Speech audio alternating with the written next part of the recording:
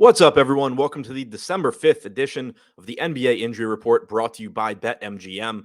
I'm your host, Adam Scherer. You can follow me on Twitter at ShipMyMoneyDFS. We have a nice 8-game slate to talk about today. As usual, we do have plenty of injury news to get to.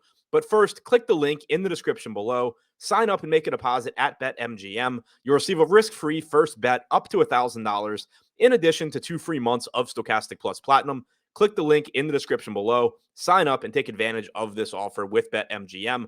Now, starting with the Los Angeles Clippers, Paul George, Kawhi Leonard, and Luke Kennard are all questionable for tonight's game. If they're all in, then it eliminates most interest in the Clippers. Paul George himself is only $8,400 on FanDuel, so he would be kind of interesting. But for the most part, it just muddies the water and doesn't make anybody look overly appealing.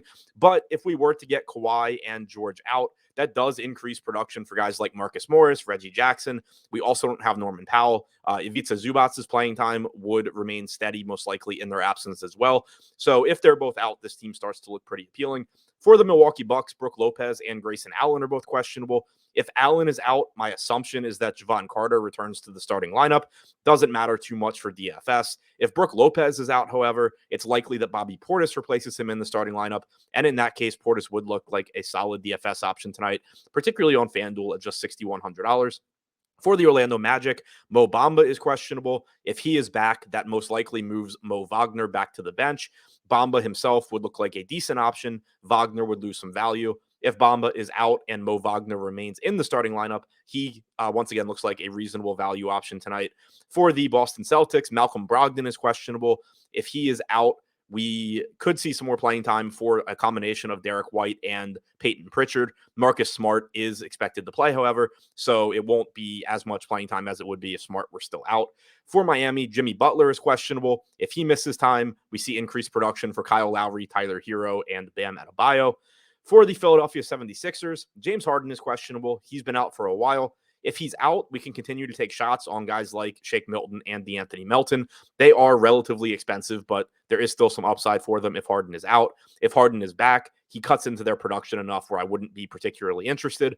Joel Embiid sees a slight downtick in production if Harden is back, but still over 1.6 DraftKings points per minute since last year in games that Harden has played. For the Dallas Mavericks, Christian Wood is questionable. I don't think his absence would have a ton of impact.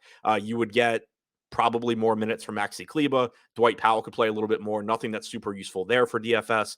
One spot that would be interesting is that you could potentially see increased production from Spencer Dinwiddie. If Dinwiddie's playing with the second unit and Christian Wood is not out there, you just get a lot more production from him in those minutes that Luka Doncic is not on the floor. For the Golden State Warriors, Jordan Poole and Andrew Wiggins are both questionable. If Poole is out, I expect that you see more playing time for Dante DiVincenzo. Maybe we also get a little bit more run for Klay Thompson. You also could get more playing time for Kevon Looney. That part is a little bit questionable. There's a lot of ways that rotation could go, but we have seen a lot of times this year that the closing lineup consists of either Kevon Looney or Jordan Poole. So if Poole is out, there is an increased chance that Looney is in the closing lineup. As far as Wiggins goes, if he is out, it's likely that you would get Jonathan Kuminga replacing him in the starting lineup. He's very inexpensive and would look like a good value. Similarly, if they go to Dante DiVincenzo, he would look like a good value as well. And for the Memphis Grizzlies, we just got their injury report. John Morant is doubtful. John Conchar is doubtful. Jake LaRavia is doubtful. And Jaren Jackson Jr. is out. I expect that we see a lot of playing time from Tyus Jones. He's going to look like a very solid plug-and-play option. Santi Aldama will most likely replace Jackson in the starting lineup.